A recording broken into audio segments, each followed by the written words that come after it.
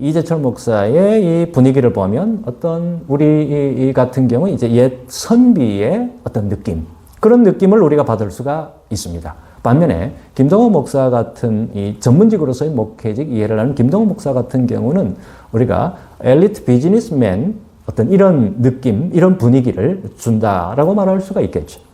자, 이재철 목사를 하나의 어떤 이상주의자, 아이디얼리스트라고 말한다면 김동호 목사는 리얼리스트, 현실주의자라고 그렇게 이제 규정할 수가 있을 것 같습니다.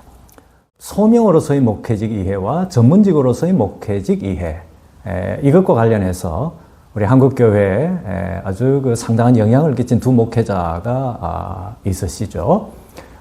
이재철 목사님과 또 김동호 목사님, 바로 이 두 분이라고 할 수가 있는데, 이 두 분의 목회직 이해를 비교함으로써 우리가 어떻게 목회직을 이해해야 하는지 거기에 대해서 한번 생각해 보려고 합니다. 먼저 이재철 목사의 목회직 이해입니다. 이재철 목사는 목회를 뭐라고 얘기하느냐? 에덴의 회복이다. 그렇게 얘기합니다. 목회자를 에덴의 사람이다. 또 에덴의 사람이 되는 것. 이렇게 이해를 합니다.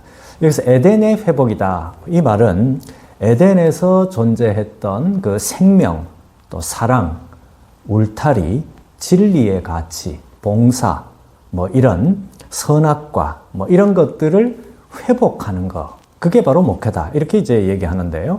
목회자가 바로 이런 특징들을 회복하기 위해 부름받은 사람이 목회자다. 이렇게 규정을 하죠. 그래서 이재철 목사의 목회직 이해는 목회자의 자기 정체성을 어떻게 얘기하는가 하면 구도자, 도를 추구하는 사람, 또 모두의 목사, 그리고 연출자, 예절자, 그리고 시간 관리자, 요 5가지로 묘사합니다. 자, 먼저 목회자가 구도자인 이유가 뭐냐? 그것은 요한복음 1장 1절 이하의 말씀이라는 단어가 헬라 로고스에서 온 것이다. 그래서 이것은 도라는 것을 의미한다. 그거죠. 그래서 이제 태초부터 있었던 그 로고스가 도라고 한다면 그리스도인은 구도자여야 한다. 그래서 목회자가 도를 전하는 사람이라면 그 도를 전하기에 앞서서 목회자 스스로가 뭐가 돼야 된다? 구도자가 돼야 된다. 바로 이렇게 주장합니다. 자, 두 번째, 목회자가 모두의 목사라고 하는 그 이유는 마태복음 11장 28절에 나타난 다 내게로 오라. 이 예수님의 이 말씀에 근거해서 차별 없이 모두의 주님이 되신 그 예수님처럼 목회자 역시도 모든 사람의 목사가 되어야 된다. 바로 이런 주장이죠. 자, 세 번째, 목회자가 연출자인 이유는 뭐냐? 목회자가 예배를 비롯해서 교회 여러 행사를 주관하기 때문이라는 건데요. 그래서 목회자는 예배나 뭐 행사 준비나 연습이나 이런 것들에 있어서 철저성을 기해야 할 책임이 있다. 왜냐? 그것은 준비나 연습 정도 여하에 따라서 거기 참여한 성도들이 받는 은혜 정도가 다르기 때문이다. 뭐 이렇게 말합니다. 네 번째, 목회자가 예절자여야 하는 이유는 뭐냐? 예수님이 제자들의 발을 씻겨주셨잖아요. 그 모습을 우리 목회자가 모델로 삼고 있기 때문에 그렇다. 자, 그런 얘기입니다. 그리고 마지막 5번째, 목회자가 자기 관리자여야 하는 이유가 뭐냐 하면 목회자가 어떤 식으로든 이 교인들에게 영향을 미치잖아요. 그래서 이 부정적 영향이 아니고 긍정적 영향을 미쳐야 된다. 뭐 그런 측면에서 목회자의 성도들의 이 모델이 되도록 부름을 받았다. 그런 의미에서 목회자가 자기 관리자여야 된다. 이렇게 주장을 합니다. 자, 이렇게 이제 이재철 목사가 주장하는 이 목회자의 자기 정체성, 이 5가지 가운데 이 모두의 목사, 또 연출자, 예절자, 자기 관리자, 요 4가지 개념은 모두가 다 이 구도자라고 하는 이 개념에 포함된 것으로 우리가 이해를 할 수가 있겠죠. 그만큼 이 이재철 목사의 목회직 이해는 구도자라고 하는 이 한 단어로 압축시킬 수가 있다. 바로 그 말입니다. 이재철 목사에게 이 목회직이 뭐냐? 구도의 길을 걸어가신 예수님의 뒤를 따라서 십자가를 지고 따라가는 것. 이게 목회직을 감당하는 목회자다. 그렇게 이해를 하고 있다는 거죠. 여기서 이 구도자 개념에 기반을 둔 이 이재철 목사의 이 교역 이해는 구도적 삶을 이루기 위해서 정진하는 어떤 노력과 인내, 이런 측면을 고려할 때 소명으로서의 교역 이해, 소명으로서의 목회직 이해, 여기에 가깝다. 이렇게 평가할 수가 있습니다. 자, 두 번째입니다. 김동호 목사의 이 목회직 이해는 어떨까요? 이 김동호 목사는 처음부터 끝까지 목회직, 교역, 이것을 전문직으로 이해합니다. 그리고 목회자를 목회 전문가라고 규정을 합니다. 그래서 이분은 이 교회 개혁이라는 차원에서 목회자상의 올바른 정립, 이런 시각에서 이제 목회직을 전문직으로 이해해야 된다. 이렇게 이제 주장을 하고 있죠. 이분의 이 전문직으로서의 이 교역 이해는 하나님께서 레위 지파에게 다른 직업을 갖지 못하게 하시고 성전의 일만 감당하게 하셨다라고 하는 이 구약의 레위 지파에게서 그 근원을 찾고 있습니다. 그래서 구약에 나타난 사울의 제사, 그리고 베레스 우사 사건, 이것을 들어서 제사장이 아닌 자가 제사장의 역할을 감당하는 거, 그거 하나님께서 기뻐하지 아니하신다. 뭐 이렇게 설명을 하면서 이 본문을 목회자의 목회 전문성을 인정을 안 하고 함부로 목회 전문 영역에 손을 대려고 하는 일반 성도들에게 보내는 어떤 경고의 메시지, 뭐 그런 걸로 이 본문을 사용하고 있는 것을 볼 수가 있습니다. 또한 이 김동호 목사는 만인 제사장설이 만인 목사설로 잘못 이해되고 있다. 이런 이 한국교회 현실을 지적을 하면서 목회자의 전문성은 신학교에서 배우는 이 소정의 신학훈련 과정에서 비롯되는 거다. 그렇게 주장을 합니다.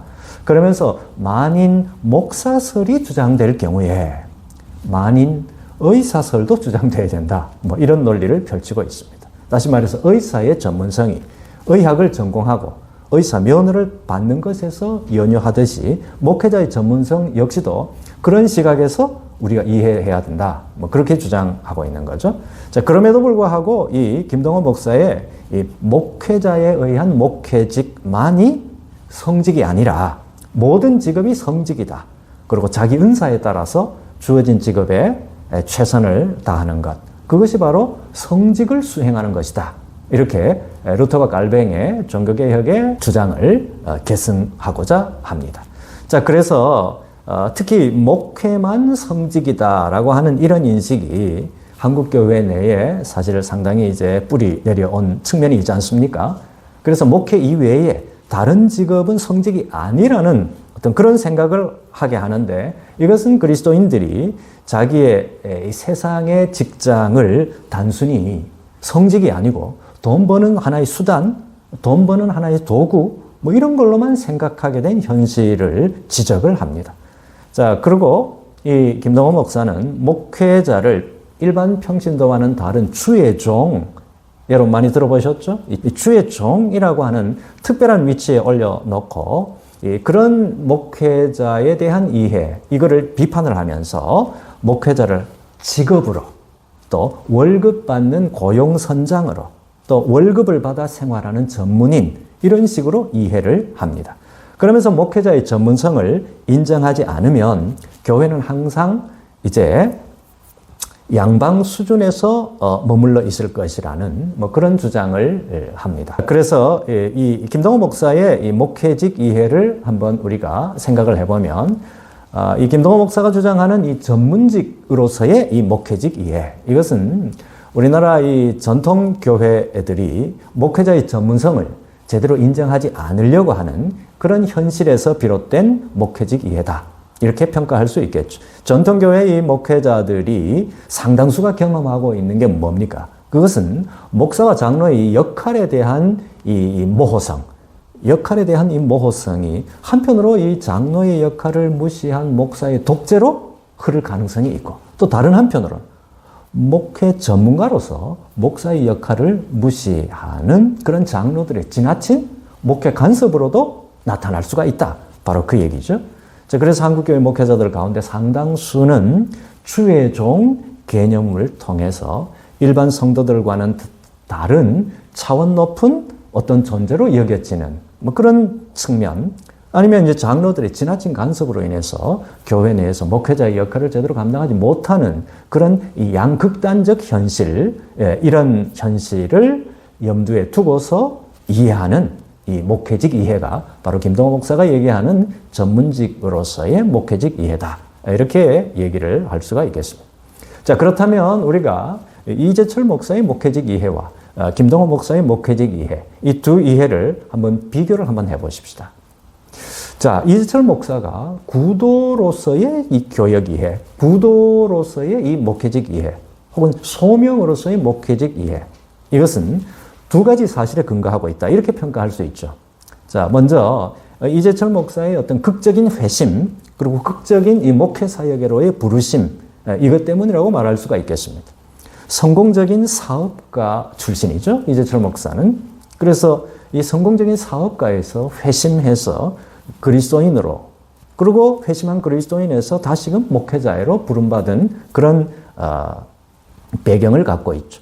자, 이런 그의 배경이 이분으로 하여금 구도 혹은 소명으로서의 교역 이해, 목회직 이해에 더 강하게 구도 혹은 소명으로서의 목회직 이해를 더 강하게 주장하는 그런 배경이라고 할 수가 있겠습니다. 자, 두 번째는 자기 자신이 직접 교회를 개척했어요. 그래서 목회자가 목회의 어떤 주도권을 잡고 있는 상황에서 비롯된 교역 이해다. 이렇게 말할 수 있습니다. 반면에 김동호 목사의 이 전문직으로서의 교역 이해는 어떠냐? 목회자의 목회 전문성에 대한 이해가 부족한 그런 전통교회에서 목회자로서의 자기 정체성을 한번 회복하자라는 그런 시각에서 이해되는 목회직 이해가 바로 전문직으로서의 목회직 이해, 바로 김동호 목사가 얘기하는 그런 목회직 이해라고 말할 수가 있겠습니다. 자, 이제 이재철 목사의 이 소명으로서의 목회직 이해, 혹은 구도로서의 목회직 이해, 이 이재철 목사의 이 분위기를 보면 어떤 우리 같은 경우 이제 옛 선비의 어떤 느낌, 그런 느낌을 우리가 받을 수가 있습니다. 반면에 김동호 목사 같은 이 전문직으로서의 목회직 이해를 하는 김동호 목사 같은 경우는 우리가 엘리트 비즈니스맨 어떤 이런 느낌, 이런 분위기를 준다라고 말할 수가 있겠죠. 자, 이재철 목사를 하나의 어떤 이상주의자, 아이디얼리스트라고 말한다면 김동호 목사는 리얼리스트, 현실주의자라고 그렇게 이제 규정할 수가 있을 것 같습니다. 또 다른 이 비교는 이재철 목사의 이 교역 이해가 장로를 중심으로 한 이 평신도 지도자들과 큰 갈등이 없는 상황에서 목회자 개인과 하나님과의 이 수직적 관계, 여기에 초점을 맞춘 이 목회적 이해다. 그렇게 말할 수 있다면 김동호 목사 같은 목회적 이해는 목사 장로 역할이 모호한 어떤 그런 전통교회라고 하는 이런 맥락에서 경험한 목회자의 그런 이 현실적 고민에서 비롯된 목사 장로 역할의 규정이라고 하는 그 틀에서 바라본 목회적 이해다. 이렇게 얘기할 수가 있습니다. 자, 그렇다면 이제 이재철 목사의 이 구도 혹은 소명으로서의 교역 이해하고 김동호 목사의 이 전문직으로서의 교역 이해, 이 두 목회직 이해가 갖고 있는 이 윤리적 함의라고 그러죠. 윤리적으로 어떤 함축적 의미를 갖고 있냐, 그거를 우리가 한번 생각해 볼 필요가 있습니다. 첫 번째, 이재철 목사는 목회자에게 어떤 높은 수준의 윤리성을 촉구하고 있습니다. 왜 그러냐? 그것은 구도자로서의 목회자 이해에서 비롯된 것입니다. 반면에 김동호 목사가 말하는 이 목회자의 윤리성 회복, 이거는 뭔가 하면 목사 장로의 분명한 역할 규정에서 비롯되는 거다. 이것을 암묵적으로 밝히고 있습니다. 자, 그래서 이재철 목사가 목회자 개인이 하나님과의 그 관계에서 목회자 개인의 어떤 개인 윤리를 말하고 있다면 김동호 목사는 목사 장로의 어떤 분명한 역할을 강조함으로 인해서 목사 장로의 관계적 차원에서 비롯되는 관계적 윤리, 이거를 주장하고 있다. 이렇게 구분할 수가 있겠습니다. 자, 두 번째입니다. 이재철 목사의 이 구도 혹은 소명으로서의 목회적 이해는 오늘날 너무 이제 세속화에 물들어서 너무 현실적인 문제에만 집착하는 경향을 보이고 있는 한국교회, 그리고 한국교회 목회자들에게 어떤 도덕적 회복을 촉구하는 그런 긍정적 기능으로 작용할 수가 있습니다. 그러나 우리가 한번 생각해 보십시다. 목회자에게 이 구도적 측면만을 너무 강조하게 되면 어떻게 되겠습니까? 목회자를 율법주의에 빠지게 할 수 있습니다. 왜냐? 목회자 스스로가 기대되는 어떤 윤리적 수준에까지 본인 스스로가 그 수준에 미치지 못할 경우에 어떤 생각을 하게 됩니까? 그 가면을 쓰게 되고, 특별히 이제 이철 목사는 어떻게 말하는가 하면, 너희는 나를 본받는 자 되라 라고 하는 이 사도 바울의 고백을 그대로 말할 수 없는 목회자는 진정한 목회자가 될 수 없다, 이렇게 말합니다. 이런 주장은 사실 목회자로 하여금 이 구도자의 모습을 겸비하도록 촉구하는 그런 긍정적인 측면이 있기는 하지만, 다른 한편으로 목회자 자신의 인간적인 측면, 솔직한 어떤 자기 내면의 어떤 그런 고백, 이런 것보다는 더 두터운 가면을 쓰게 만드는 역효과를 초래할 그런 위험성 또한 내포하고 있다고 말할 수가 있겠죠. 자, 세 번째, 김동호 목사의 이 목회적 이해는 어떤 거를 기반으로 하고 있는가 하면, 그동안 이 한국교회에 내재해 있던 어떤 위선이라고 하는 위선의 껍질, 그거를 조금 벗어버리자. 현실 상황을 솔직하게 있는 그대로 바라보자 라고 하는 이 현실주의적 이해다, 이렇게 말할 수가 있습니다. 한국교회 내에서 전통적으로 있어 왔던 이 주의 종 개념, 이거를 통한 이 목회자의 우상화 혹은 목회자의 전문성을 인정하지 않으려고 하는 경향, 이 둘 모두를 비판하죠. 그리고 전문직으로서의 교역 이해를 통해서 어떤 투명한 목회자상, 이것을 이제 강조하고 투명한 목회자상을 정립하려고 하는 이런 시도에 대해서는 긍정적인 평가를 받을 수가 있을 것 같습니다. 자, 그럼에도 불구하고 김동호 목사의 이러한 이 현실주의적 교역 이해, 현실주의적 목회적 이해는 쉽게 세속주의로 또 흐를 가능성이 있습니다. 특히 이분이 주장하는 이 청부론은 한편으로 이 청빈론을 주장하는 사람들 가운데서 일부가 어떤 허위나 가식이 있는 그런 허위 가식에 대해서 어떤 일침을 놓는 어떤 그런 긍정적 기능을 수행하는 측면이 있기는 하지만, 다른 한편으로 보면 신앙인의 이 재정적 부여만을 하나님의 축복으로 그렇게 정당화할 가능성에 문을 열어놓는, 뭐가? 청부론이라고 하는 이 논리가 말입니다. 자, 그런 가능성이 있고, 가시적인 또 성공 지향이라고 하는 이 세속적 가치에 편승하는 거 아니냐, 이런 비판을 받을 여지가 또한 있습니다. 그런 점에서 김동호 목사의 이 전문직으로서의 목회적 이해, 이것은 세속주의, 세속화, 이것으로 흐를 가능성, 이것을 우리가 경계해야 할 것입니다. 자, 이제 결론적으로, 전통적으로 이제 한국교회 목회자들은 소명이다, 하나님께서 나를 목회직으로 부르신 것은 소명이다, 그렇게 다들 이해하고 또 그 기반 위에 다 서 있습니다. 자, 그 결과로 목회자들의 철저한 헌신이 있었잖아요. 그리고 이것이 하나님 나라의 확장, 교회 성장의 원동력이 되었다고 해도 과언이 아닙니다. 그러나 여러분, 그렇게 해서 한국교회가 성장을 하게 되니까 이 소명으로서의 이 목회직 이해가 조금 잘못된 방향으로 흘러가더라는 겁니다. 어떻게? 교회를 어떤 목회자의 사유 어떤 기관으로 그렇게 이해하게 되고, 교인들을 자기의 어떤 부하 직원들로 이해하게 되거나, 또 교회 재산을 자기 개인의 사유 재산으로 착각하게 돼서 각종 비윤리적 문제를 이야기하는 그런 목회자들이 등장하게 되었다고 하는 얘기죠. 이 소명으로서의 교역 이해가, 소명으로서의 목회적 이해가 토대를 이루는 것은 사실이지만, 이 소명으로서의 목회적 이해가 자칫 잘못된 어떤 방향으로 나타날 여지에 문이 열려 있다고 하는 사실에 대해서 이전에는 몰랐는데, 한국교회의 이 상황을 보니까 이런 일들이 나타나더라, 바로 그 얘기입니다. 자, 이런 상황에서 교회를 조금 개혁하고 쇄신하려고 하는 움직임이 일어났는데, 이런 움직임이 바로 전문직으로서의 목회직 이해에 기초되어 있다, 그렇게 말할 수가 있겠죠. 1980년대 후반 이후, 1990년대 초반 이후에 본격적으로 강조되어 온 게 뭡니까?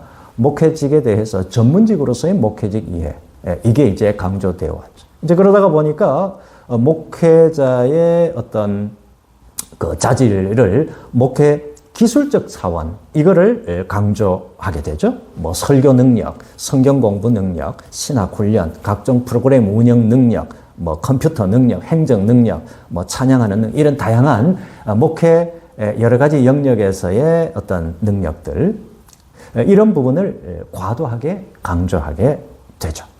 자연히 목회자와 신학생들은 어떻게 합니까? 목회직을 준비하는 데 있어서 지금 이 특별한 어떤 전문적인 어떤 그런 목회 기술적 차원의 관심을 과도하게 집중을 하죠. 상대적으로 뭐는 등한시합니까? 목회자의 인격이나 성품이나 아니면 소명, 그리고 눈에 보이지 않는 어떤 기도의 생활이라든지 뭐 이런 영성이라든지 이런 목회자로서의 내적인 자질에 관한 점검과 준비, 이런 것들에는 상대적으로 소홀한 측면을 보이게 되었다. 기술적으로는 다양한 능력을 많이 갖고 있고 다양한 어떤 그런 능력을 많이 함양하는 데 비해서 눈에 보이지 않는 내면의 준비는 사실 상당히 부족한 측면이 없지 않아 있었다라고 하는 얘기죠. 자, 그 결과 어떻게 됐습니까? 현대 목회자들 가운데는 가슴에서 우러나오는 어떤 그런 감성적 측면, 그리고 교인들을 향한 어떤 영적 부모로서의 어떤 자기인식, 이런 것들이 사실 상당히 부족하고 목회지 이동에 대한 분명한 기준을 잘 마련하지 못하고 자기 자신의 개인적 조건과 개인적 필요에 맞는 목회지만 찾아다니는 그런 소위 말하는 철새 목회자라고 이제 여겨지는 어떤 그런 목회자들이 많이 늘어나게 된 그런 현실을 우리가 볼 수가 있습니다. 자, 그러므로 이제 목회직 이해, 이것은 전통적으로 한국 교회가 갖고 온 이 소명으로서의 교역 목회직 이해, 그리고 전문직으로서의 목회직 이해, 이 둘을 어떤 하나는 취하고 하나는 버리는 어떤 그런 식의 목회직 이해가 아니라 각각의 긍정성과 위험성, 이게 다 있다라는 사실을 알고 소명으로서의 목회직 이해에 토대를 하고서도 목회직 자체가 각종 전문성을 요구하고 있다라는 어떤 그런 측면을 우리가 잘 이해하고 이런 준비를 신학생들도 잘 준비를 하시기를 바라고, 또 기존 목회 현장에서 목회하는 목회자들과 또 많은 성도들이 목회직 이해에 대해서 이 소명 그리고 전문직, 이 양자의 측면을 동시에 고려하는 그런 이해가 된다면 보다 바람직한 목회자, 또 바람직한 목회직을 수행하는 그런 목회자들이 많이 늘어나지 않을까, 그렇게 생각을 합니다. 네, 여기까지입니다. 감사합니다.